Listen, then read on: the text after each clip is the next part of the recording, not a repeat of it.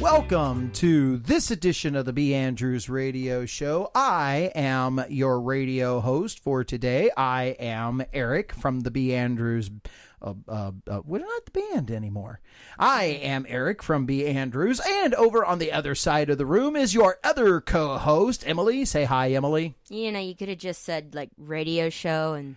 I am your host of the B.Andrews radio show. Is that what you usually say? No, I say I am your radio host, Eric, from B.Andrews Band. Yeah, sorry. It's an old habit. And sitting behind the controls today is our new and improved production manager, Karen. Say hi, Kay. Hello, youngest child. What is your name? I'm not sure at this point, and I love how I'm new and improved. No, the production manager is new and improved. Is that right? Not How me? is she improved from last time? Oh, you guys, I cannot believe you. Oh, you're comparing me to somebody else. I can't take it. Oh, wait a minute. You're comparing me with myself. Oh. That's not why I'm questioning your choice of words. I'm questioning, have you upgraded your daughter recently? Is that how she's improved? What's going on? No. Anyway, welcome to this particular edition on Tuesday, May 29th. It is a beautiful day here in central Wisconsin. We have been battling with the heat over the past week, and I don't know about y'all, but I have been losing. So, yeah, how about y'all? Anybody else losing with the heat battle? No. No? You've been winning? Where have you been winning? I've not had to go outside like you've had. Okay, the only thing I'm losing to is being called a drama queen, of being compared to myself. Are you still back on that thing that we were at a minute ago? She hasn't gotten over the hump yet. I haven't been able to interject here. Been busy behind the controls. You should make that computer sound what somebody's like when they're really typing on the computer. You know. Yeah, I don't type. No, she plunks. That's called hunt and peck. It's a D. As a C. As a A. I'm not DCA. on a typewriter. That's not a word. No, it's an acronym. Direct continuity acquired.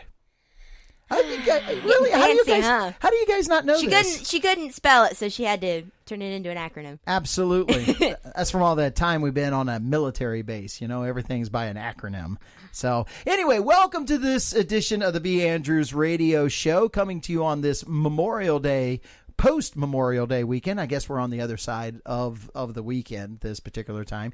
And some of the things that we're going to talk about today is about Memorial Day. We want to bring some of that into today's show. A little bit about the history of Memorial Day, great places to go on Memorial Day. And hopefully you took a little bit of time to celebrate Memorial Day. Most people? Where did that word come from? Most people have the traditional cookout. People. I got to remember that. Hey, are you people out there? That's about as funny as Skamitos. Yes. Or Nine Pedals. Nine Pedals, yes, absolutely. That was a pretty funny one. Anyway, did you do the Memorial Day traditions? Did you have the proverbial cookout with the family? Did you put some? No, I had the literal cookout. Oh, did you put some shrimp on the bobby? No. Why does Barbie like shrimps? Because she's a Barbie girl. In a Barbie world? Oh, I haven't. Hello, we're cooking out today. Gonna put some shrimp on the barbie. And I'm thinking, is it like that? Never mind. I'm not even gonna finish that thought because that's nasty. Oh, okay. I didn't know where you were going and don't want to know. Anyway, so is that what you did over the weekend? Hopefully you took in some of the Memorial Day festivities, that you got out there and celebrated the men and women in uniform that have served our country in the past, that are currently serving our country, that have laid down their lives for us in here in the United States. But before we get to all of that, we want to take a little bit of time and talk about some of the things that are heading on into the future. We're having a really good time doing some of our think tank kind of work. And what was that sound from across the room? That was the snort of disbelief. Okay. No way. So what is the disbelief? What are you Think tank? We haven't been thinking tanking. We haven't been tanking thinking either. Well, I mean, I'm sure we've been doing a lot of thinking drinking, and that's mostly tea and coffee. Assorted beverages. I guess. Okay. No, not really. Like when you say think tank, I think of like people to get together in a room and then they sit down and then they spit out ideas. We didn't really do that. We were just kind of like, it'd be funny. Yeah. If we were all pigs. Were we? That's all we did. We were in the hotel lobby room. We were in a room.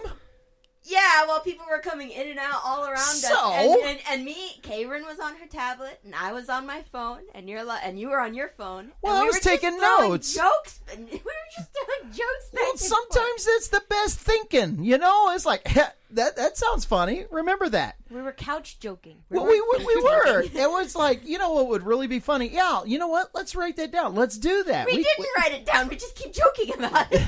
All right. So, ladies and gentlemen in our listening audience, as we were, We're the sloths of comedy. We come very slowly. It was a really nice couch. Wait, no. Ha. Ha.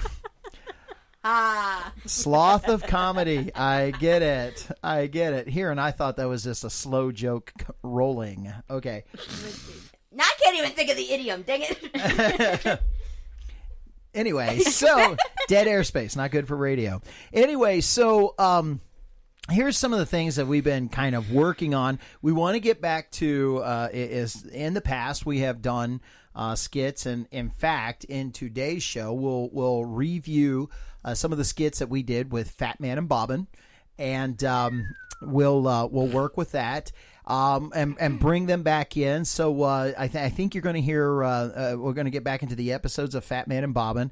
But we're coming up with some new characters, and we're kind of enjoying it. We're thinking about this skit. It's kind of based on our last name loosely. Loosely. She laughed. Yeah, I was like, that wasn't a joke. Well, I mean, our name is Hambrock, so we thought, what would be, a caricature of Hambrock? And well, if you've ever seen one, there's only two animals in the world that could characterize a Hambrock. And so Emily said, one's an ape. Uh-huh. And the other one is a pig. And the one figuratively, because it's in our name, Ham, that's the pig. Well, and then, I don't know, the chubby big cheeks, the way we. And then the literal one, the way we look like would be literal. Yes, literal. Seriously? Would be the gorilla, because that's. I can scratch my knee without bending over. See what I mean? we kind of fit the role. I had an uncle, my Uncle John. Actually, he's my great uncle, my dad's you uncle. have an Uncle John. I had an Uncle John. Yes, I had an Uncle John. My nephew has an Uncle John. And my uncle, no kidding, my Uncle John, check this out, ladies. My Uncle John was on the local softball team there in central Indiana, where my family comes from. And it was said of him that when he could play, he could hit a softball so hard that he would put it 20 yards on the other side of the fence. However, it was also said that the guy could jump the fence, go and get the ball, and throw it in before he could get to third base. Short legs, man. Short legs. Yes. We have like the extremely long torsos, long reach. We could reach all the way around our head. Doesn't matter. Problem is, we got the tiny little legs. It's not fun. It is totally true. John,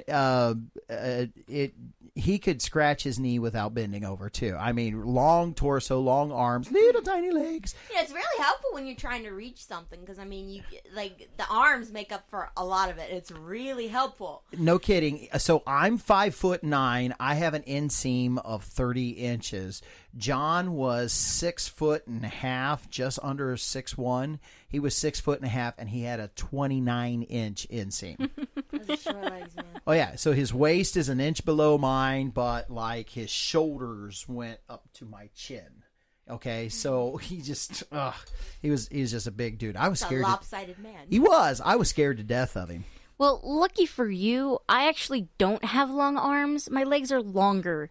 Yes, my legs are longer than my arms, yet I still have the long torso. It's annoying. Master, not sure how well the plan was thought out. Anyway, Hey, short girl problems. We'll cover that in a different segment. that's a whole nother show. So anyway, so those are things that we're coming up with. So we decided, we gave it a title. So we'll kind of release the title and let everybody know, tease them that we've got some. Okay, I saw that come across your face. So we'll tease them and let them know that we got some radio skits that are going to be coming out. We're tracking down our music, our sound effects, and we kind of been working on the voices that we're going to use for these particular skits. Give or take, if the writer can get this written. Well, I'm buying you a couple of weeks. We're going back and revisiting the Fat Man and Bobbin show, so that's going to give us a couple of weeks to work with, and then we'll start introducing what's it called? Barnyard Breakout. Barnyard Breakout. You want an introduction to the characters or just the title? No, of the show? just Barnyard Breakout. That's what we're going to work on. I know. Since I'm the leader, I don't know where it is. Yeah, I say when we go. That's not what we're going to do. But since I'm the leader, my character is going to be Captain Ham. Yes. So that's me, and then my right-hand pig is going. That even sounds funny. You could just be like your right hand ham. No, it'd be my right hoof pig. Would be is going to be Major Bacon. Wait. Yeah. See, there's Major Bacon. No, you must say it correctly. I am Major Bacon. All right, Major Bacon. It's Bacon. All right, Major Bacon. All right. Now that we got that down, and then green voice for Captain Ham. What's that? No, I'm that would be. I'm going to be Captain Ham. I'm going to be respected. I'm going to be strong. I'm going to be that guy. Keep your snout in the slop. That's right. Hey, listen. If you're going to do truffles, let's do them right. Get your snout down in there. Come on, root like a pig. Okay, there you go. So this is the kind of stuff that we're working on. And, that's exactly what the think tank sounded like, too.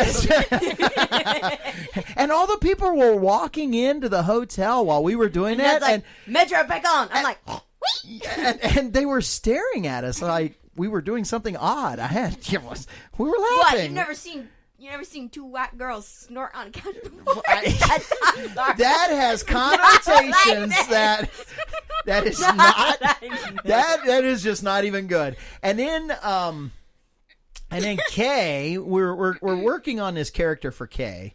I'm not exactly sure.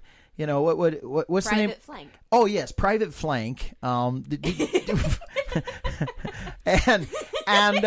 well, that's what we're calling her. Private Flank is not really even sure what our little platoon is doing.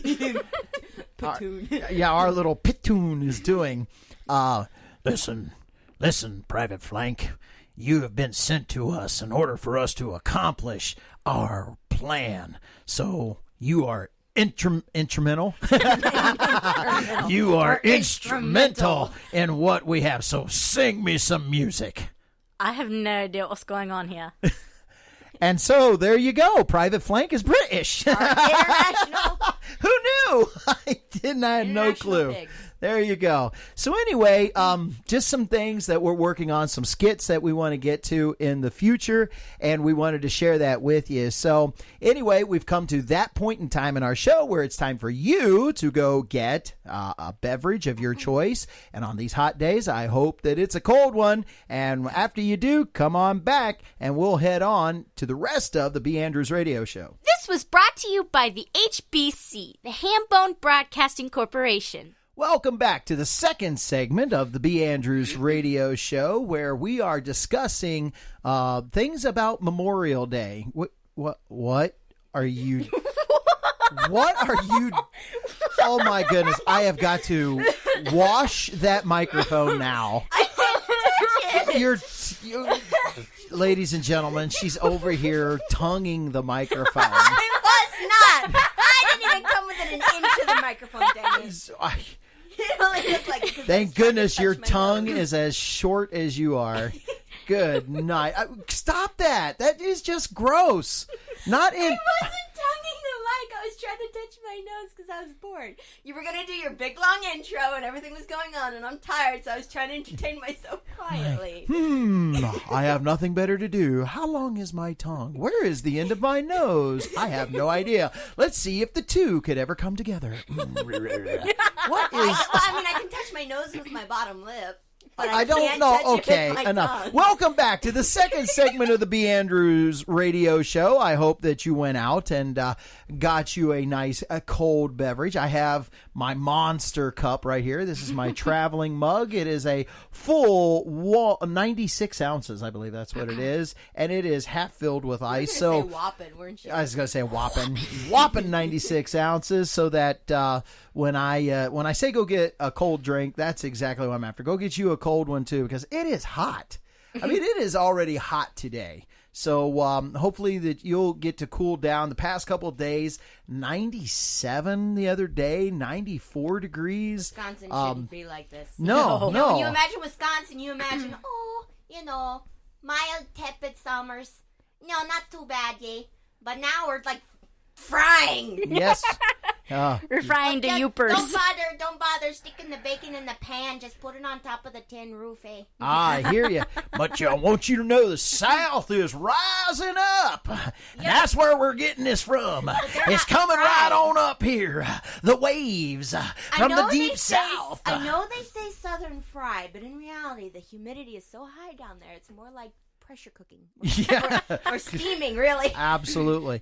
Well, in this segment, though, we want to talk a little bit about the South and the North, just a little bit, because that is the origin of Memorial Day. We're doing a little bit of research on this, and of course, the original little quiz right here. The original name of Memorial Day was not called Memorial Day. It was known as Decoration Day. Decoration Day. Very good. Ding, ding, ding, ding, ding. Goes over here. I got it, dinger. Yeah, you did.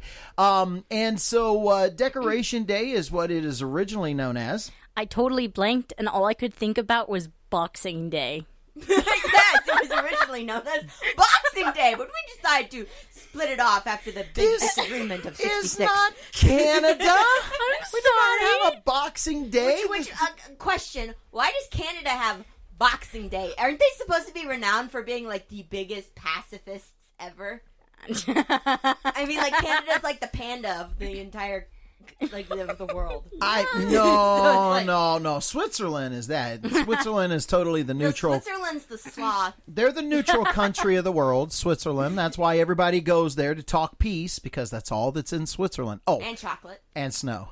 So, Not snow, but Swiss chocolate. Yeah, no, they have mountains and snow like all year long. And ski resorts.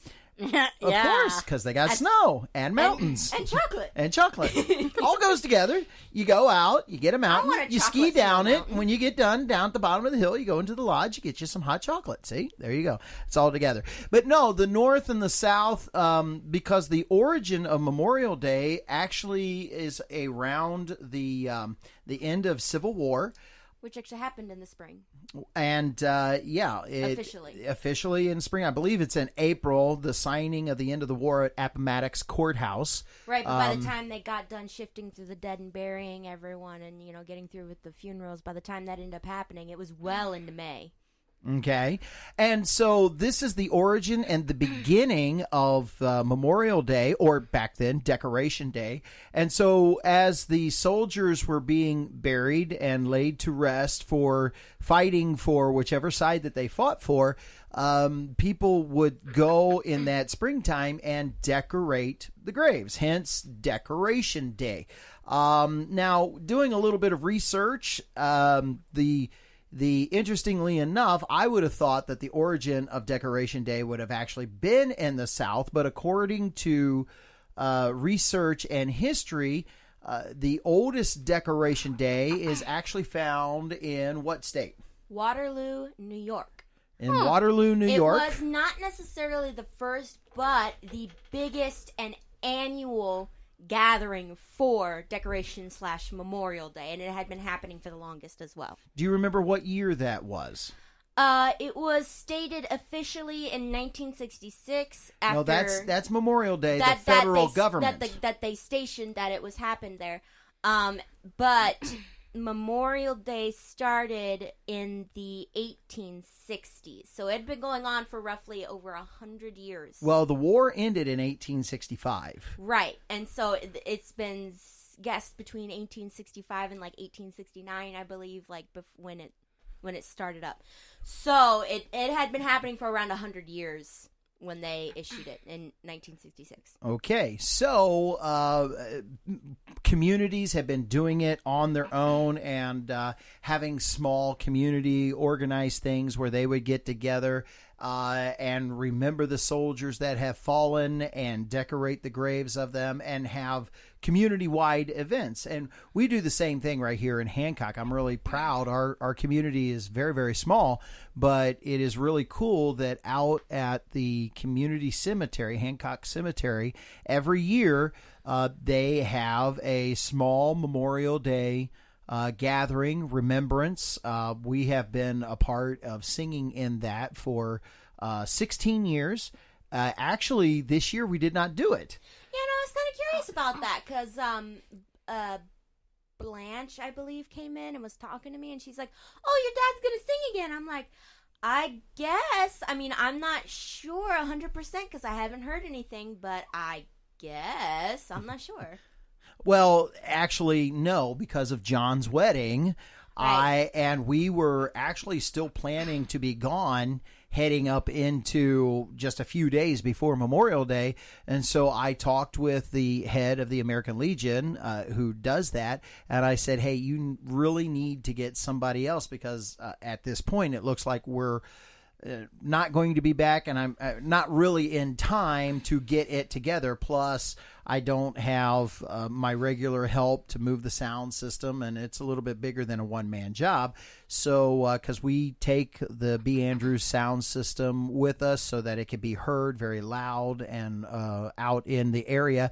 And so they supply us with electric, but we plug in, we get it set up. Really, we actually go to two different places, towns 6 miles south of us, and we do the ceremony there, and it's roughly a 25-30 minute ceremony. We jump in the vehicle, we break everything back down, jump into vehicles, go 10 minutes north, have to set everything back up, and do the same 30-minute ceremony at the Hancock Cemetery. Something really sweet that I actually got to do when I was younger in the memorial service. They got a bunch of flowers, I'm pretty sure purple. I don't remember what color, but they got at least 2 to 3 buckets of flowers, and we all the kids took up flowers to some of the graves, and we all got to lay down a personal flower on them for honoring them. Right. Yeah, it's decorating the tomb of the unknown soldier. Or here, it's the grave of the unknown soldier. Right. Yeah, and they asked for the children to do it. That particular year, the reason why they asked for the children to do it is normally the Scouts, the Cub Scouts and the Boy Scouts do that. But that particular year, for some reason, the scouts wasn't able to join them, so they just asked if the children would do it. I don't ever remember the scouts being at the Hancock one. Yeah. No, I mean, personally, like for several years, I have not seen the scouts at the Hancock one. Mm-hmm. But what I'm saying is originally that honor was given to the scouts, but when they asked for the children, it was because the scouts couldn't be with them that year. So anyway, so still in America, here we go, in 2018, these many years later, still the tradition of the small community coming together in order to honor those that have fallen is the main thrust all across America to this very day. That is how Memorial Day celebrations are done. So I'm proud of our country for that. Yeah. I really am. 2016, 2 years ago, would have marked around 150 years. Yeah, that our the people of our country still take it that seriously, and so I would say to you folks out there listening, pass that tradition on to your kids, so that they will likewise participate in this. I believe a very patriotic remembrance and a community patriotism kind of thing. Yes, especially since we still have a military, there will always be new people to honor and remember as they sacrifice not only their work and time spent with their family, but also eventually a lot of them their lives. We watched the PBS Memorial Day Sunday, and we didn't watch the whole thing, but we watched half of it. And in one of them, they had 4 moms who had become friends because their sons were all in the same platoon together, and none of them came home. And so they're buried near each other, all in Arlington. And they interviewed the moms, and it was hard listening to them. I cried. Yeah. And they said with the way the country's going, eventually there may not be anyone else here to remember, but that doesn't matter to me because I will. It was my son. And so when everything's said and done, I will come back and I will remember. And so it just struck me that it's very important that we do stop and we say thank you. And I mean, even if you don't agree with it, I mean, they're still there helping, and trying to keep you safe and, sacrificing their time and their resources and putting their lives on the line. I mean, even before they even get there, because I mean, you can have malfunctions and stuff before they even get overseas to be deployed. You can have all sorts of accidents while just being trained. Yep, it's happened. And it has happened. I mean, probably far too much. But still, I mean, they're putting themselves in harm's way to even learn how to keep themselves safer while in harm's way deployed. So teach your kids to honor it, to be like, this is the day where we stop and we remember. We don't just, what's Memorial Day good for? It's good for getting off work so that we can spend some family time, go on a quick 4-day weekend vacation, and then. And there are some people that's all that they know what Memorial Day is for. It really strikes home for me, Emily, and the rest of us kids, not just because we have a brother that's in the Army, but because my dad and mom, they seriously put to us to have respect for our military and to have the understanding why we need the military. So it's something that really hits home to us. Yeah, and the biggest part of celebrating it is understanding why we even do it. I mean, that's the biggest part of any holiday or important event that we have, is understanding why we do it. If you don't, it just becomes another thing. Well, here's this value, and this is the thing I've always wanted to impress on you, and it's impressed on me. And I'll two things, and I'll tell this little particular story.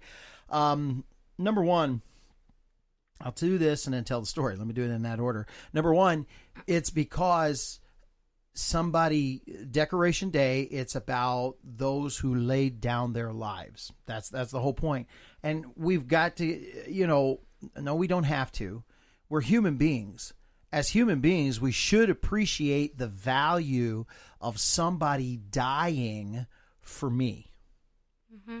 Especially selfish human beings, right? Because we're inherently selfish. We're born that way, and there's some part of everybody. I know that I've heard people say about other people, oh, there wasn't a selfish bone in that guy's body, but somewhere down the line there might be a little something. But good, bad, indifferent, whatever. As a rational human being, there should be a huge value when somebody lays down their life for you. And I'll talk about the second reason. I'll tell my little story in the upcoming segment. So my glass is getting empty. I bet yours is too. So go get a refill and come on back, and we'll talk a little bit more about the respect of Memorial Day.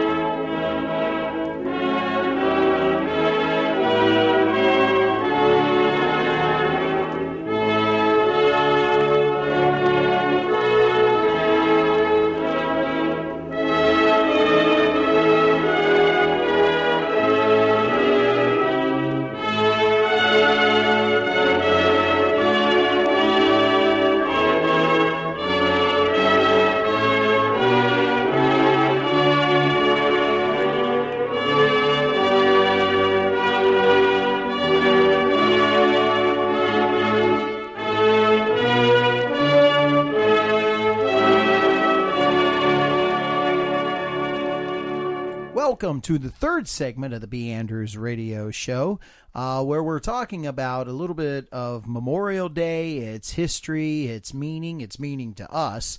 And but one of the cool things that happens on Memorial Day is sometimes people like to go other places to see some of the national things that might be happening on Memorial Day. There's other celebrations happening in other places, and that's kind of cool. To see what other cultures are doing. I mean, we have what we have going on here, and come to find out, in all of our little towns, every little community had something going on. In Hancock, the American Legion Post, and it's the Hancock Coloma American Legion Post, did ceremonial services at both of those community cemeteries, where the local band comes out and plays. Westfield down in Coloma, the band came out, played, laid flowers at the tomb or at the grave of the unknown soldier, and repeated that same ceremony. Found out that up in Almond, that is the community about 8 miles north. No, Almond is about 14 miles north of us. They did one inside this morning, and because we had a little rocky, dicey weather going on, or I shouldn't say this morning, yesterday morning. I'm sorry, it didn't happen this morning. This is Tuesday. Yesterday morning, a little rocky, dicey weather that was going on, and so they were inside. I'm trying to think of any other local Memorial Day services, but all across the country. However, there's you were watching. Was that on Sunday evening?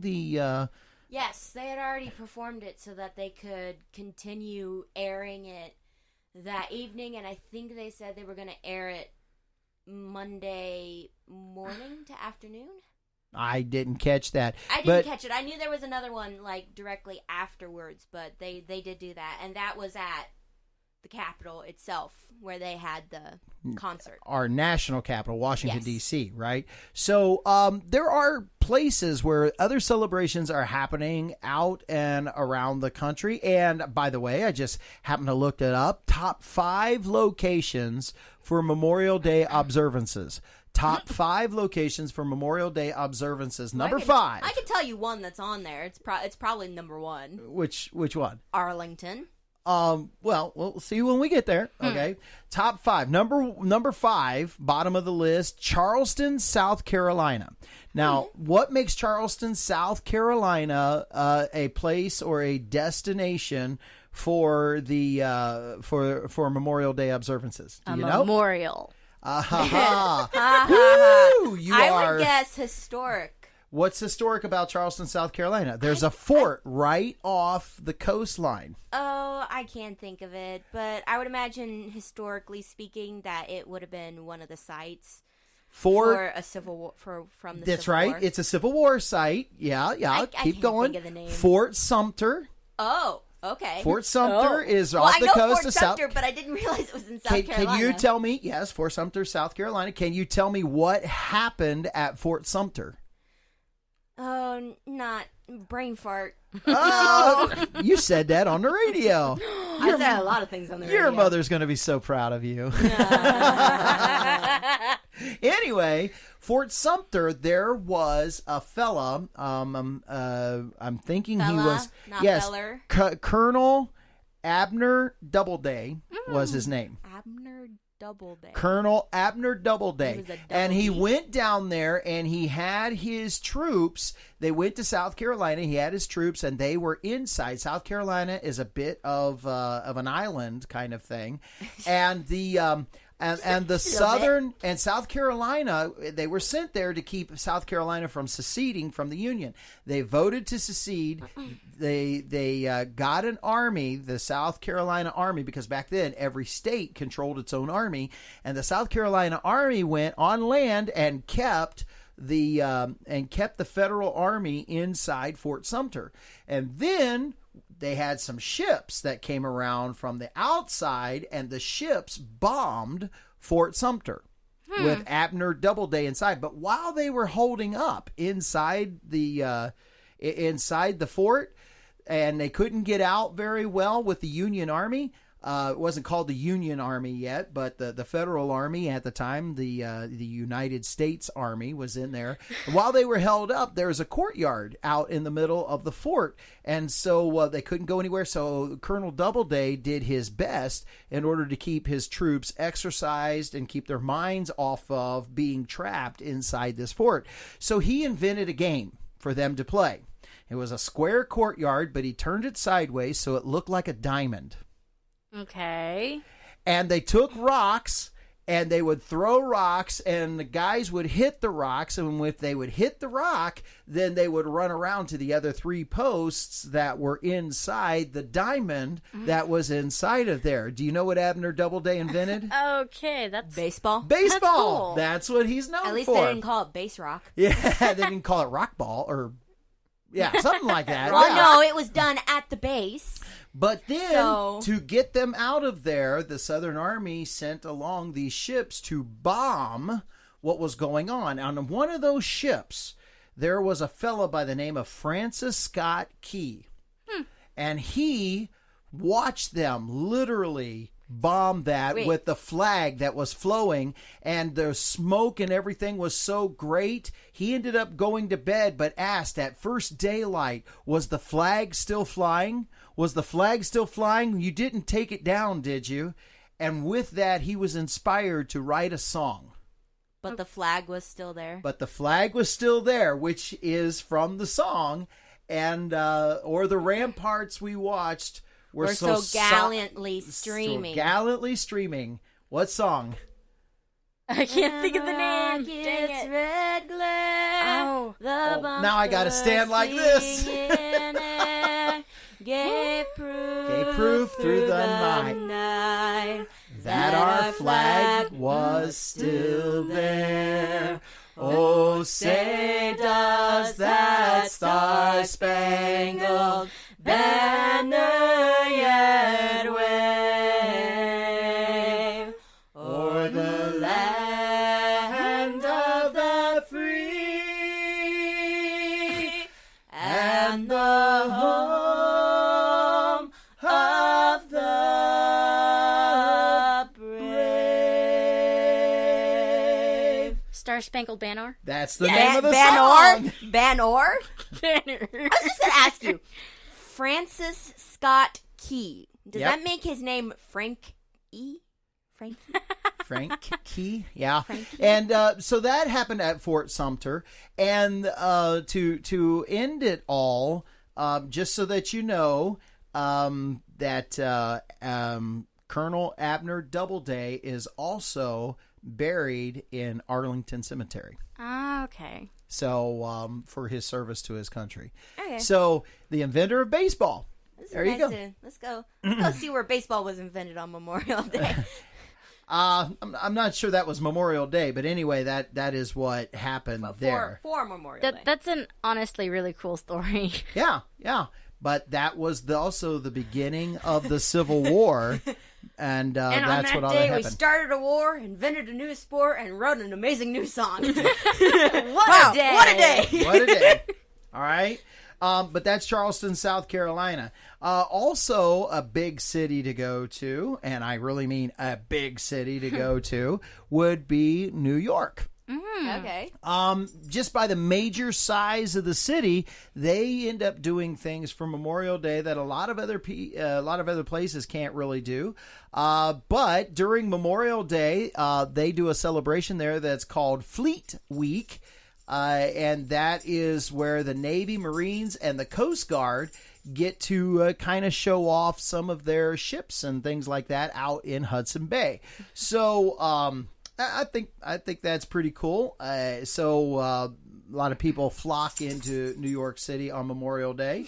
Settle down, dog. And not only that, but you can also take in a couple of baseball games, and I mean, there's all other kinds of things to see while you're in New York. Well, it's New York. Yeah, is New York. Number 3, Phoenix, Arizona. Oh. Okay, I'm curious. Why? Okay. Because their celebration also has the annual balloon festival that goes along during this time of the year. Balloon. In Cave Are we Creek. talking like balloon parade? Like you have like the giant. No. Okay, no. Like the parade my vocal balloons, cords. or like the paint balloons. Like when you go running in a marathon and you only hit certain checkpoints if you get hit by a certain paint balloon. No. We're talking about the big hot air. Okay, so like if you leave like one guy off manning it, the other three of them will like fly away. Yeah, exactly. That kind of thing is. I can't hold this down by myself. Someone lose some air out of Snoopy. Oh, Snoopy. Okay, Hang on to Snoopy. Number 2 is Miami, Florida. Why? Yeah, why? Why? They have a huge air and sea show there every year and do a salute to the nation and to the heroes. This year it's going to run through May 26th and on May 27th. And it showcases our men and women in uniform, and some of their technology goes along with that. So that's just because it's a seaport, and so a lot of them can do their big fancy boat shows. Absolutely. It's still cool. It's still cool to see, modern military technology. It really is. And the number 1 place to go for Memorial Day in order to see the different celebrations that happen is Washington, D.C. To Arlington? Well, it doesn't list I mean, there's all kinds of things going on. That's true, because you could There's have festivals and celebrations, but I would want to see the changing of the guard. Well, there's the National Memorial Day Parade. It's a national parade that they have. Okay, I have a question, and I've been told this many a time, but it is at least Memorial Day related. Where is the statue of the unknown soldier? It is in Arlington Cemetery. It is in Arlington. There is not a statue. That's where the changing of the guard is. It's not a statue. It's a crypt. Okay. And there are 2 of them in the cemetery. Okay. Yeah, there's one from the day. There's one from the era of the Civil War, which has a really unique story to it, and then there's also one from the World War II era. So there's 2 crypts that is tombs of the unknown. Both very, very there. old. Do they have anyone actually buried in there, or is it just completely symbolic? Okay, the World War II is totally symbolic. The Civil War one is actually men that were hit, and their body had no parts. way of identifying their them? body parts, yes, there were, and so that's all that they had. But they still wanted to be honored. That's why it is a giant crypt. So that is it's built. basically an amalgamation of several body parts of several men. Yes, it is. Okay, All that's right. sad. So, Yeah. Anyway, that is what is there at Washington, D.C. And I have a very unique story about that. So when we come back, we'll talk about that particular story that goes along with it and get you something cold to drink. And we will have also some good news. If you'd like to connect with us, please visit us at our Facebook page, B.Andrews. Just like a name, B.Andrews. B-E-A-N-D-R-E-W-S. B.Andrews. Welcome back to the fourth and final segment of the B.Andrews radio show. And before I left, I was telling you that there's a bit of an interesting story that goes along with Arlington Cemetery in it. And if I have my facts correct, and people can fact check me on, not fact check me, fact. That'll take too long. Ah, Someone had to make the joke. I see. Captain Ham. I see. Listen over there, Major Bacon. When you refer to me as Captain Ham, you say it with a little bit more respect. Oui, Capitan. Thank you. Anyway, so no, the story kind of goes like this. All seriousness back in place. Yes.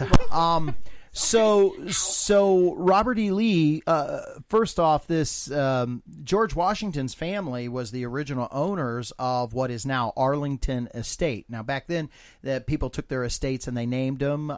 George Washington's original estate is known as Mount Vernon, but he also owned this property that overlooked the Bay Area that's right there where they were starting to build the capital of the United States of America. And Washington owned that, and he separated it for parts of his family. Believe it or not, Robert E. Lee married into distant George Washington's family. And so it was given to the wife of Robert E. Lee, and he very much was expected to become the general of the United States Armed Forces, or the United States Army.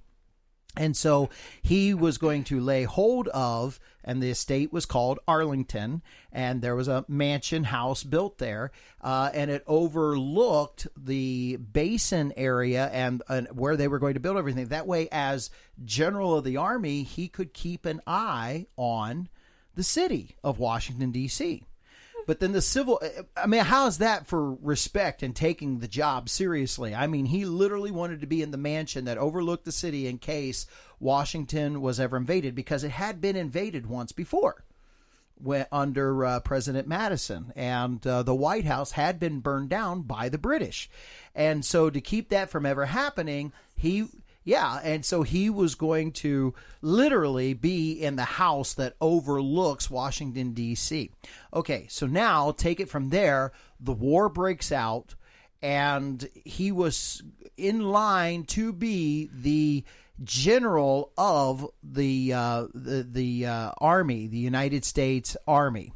He then writes a letter, which happens to be in Arlington, in the mansion still. You can go up there, you can see it. They have the letter on display where he rescinds his command in order to go and to become the head of the command of the armed forces of Virginia. Remember, the states were in command of the armies back then, the governors of the states. There was no federal army. So then he leaves and he vacates the mansion of Arlington. So when all of that happens, here is this huge mansion and hundreds of acres on a hillside that overlooks Washington, D.C. The federal government seizes the property because it's so close to the Capitol, and they start using it for training grounds. The quartermaster general at the time, his name is Meigs, M-E-I-G-S. And so they order in supplies. Being quartermaster general is the head of the Army's supplies. He makes sure that the Army is supplied. It's got the food, the gunpowder, everything it needs to be able to fight war.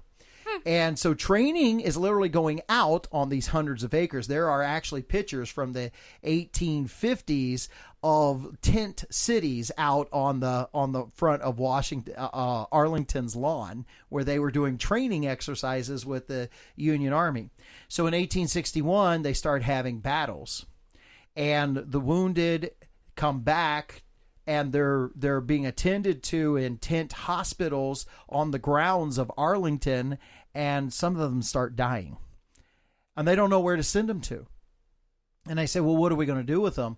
And they said, well, there was a section of Arlington that was set up and said, okay, we give you permission to bury them over there.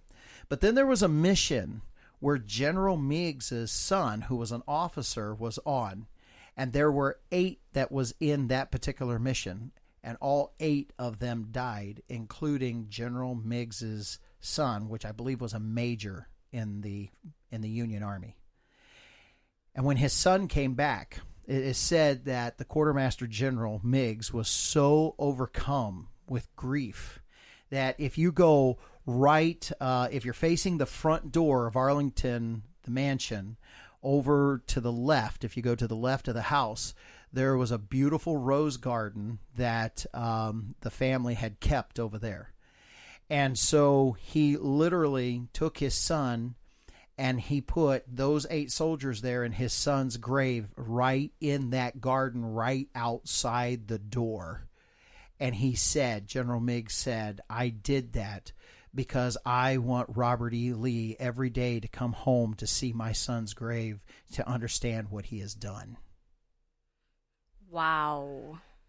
Well, there you go. Idea of a Memorial Day.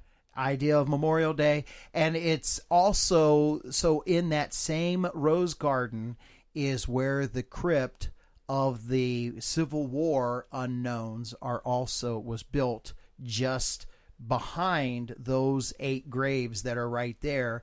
And the tomb of the unknown for the Civil War period is also in that garden.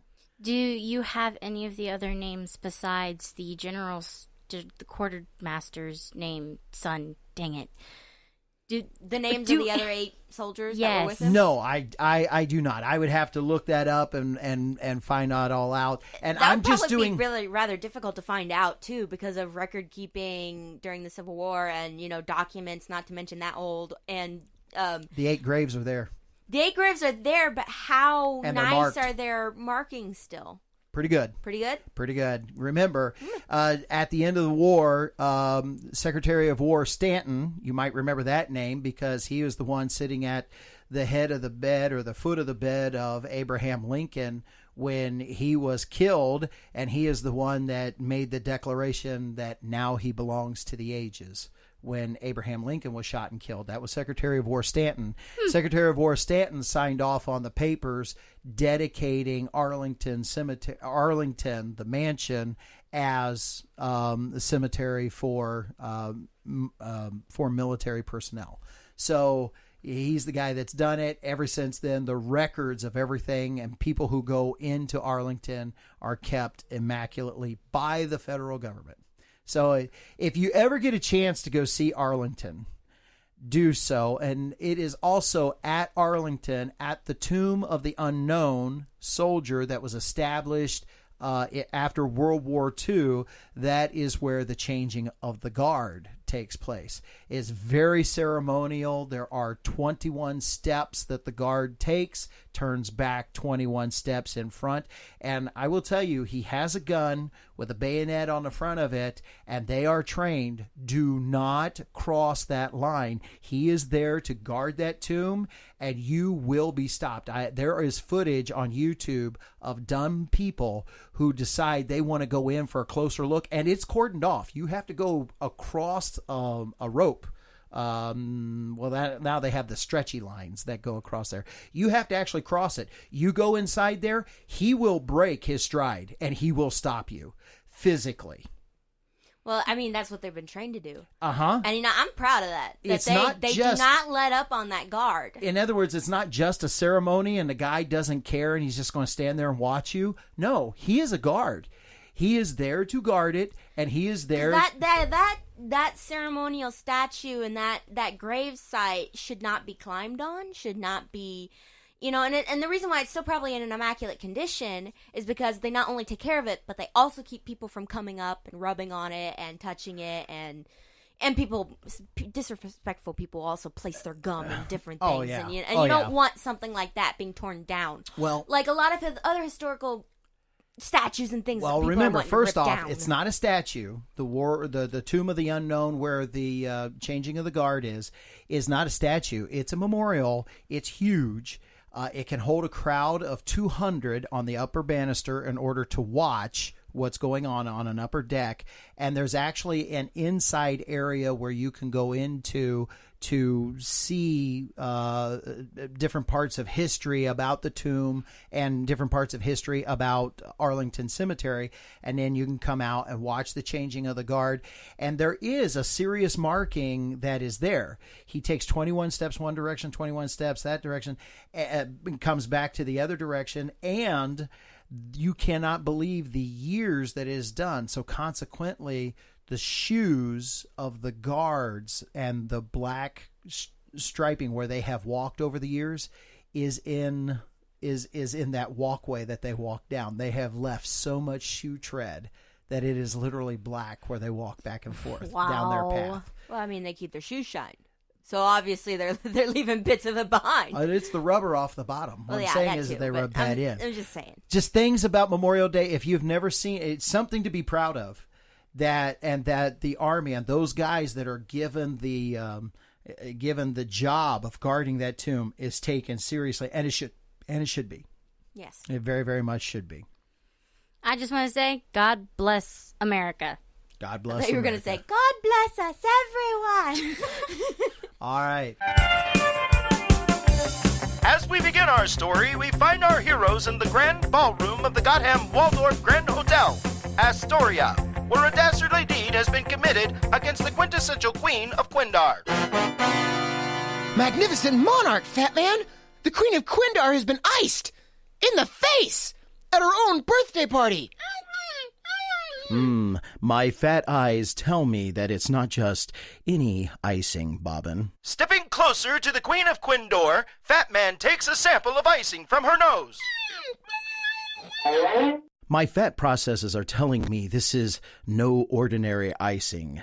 This insidious icing is the work of only one supervillain, Cake Face. Creeping cupcakes, Fat Man! What are we going to do? I will need further research, Bobbin. Grab that cake for testing at our man cave. Now, off to the Trans-Fatmobile. Will our adipose-filled amigos uncover the culinary clue that will lead them to their fiendish foe? Join us next time when we hear Bobbin say... Scoffing scones, Fat Man! Why does this cake taste so good? That, Bobbin, is the taste of evil. Now cut me another piece. So this is going to wrap up our show for today. Ran out of time to be able to do our good news segment, so come back next Tuesday when we'll have another show, and I guarantee you we'll get the good news segment in on that. Thank you, everybody, for listening to the B.Andrews radio show. Tell your friends about the show. Invite them. Plan it on their Facebook page if you have to. And one last time, just for good measure and a goodbye, God bless America. God bless America. God bless you, everybody. See you next Tuesday.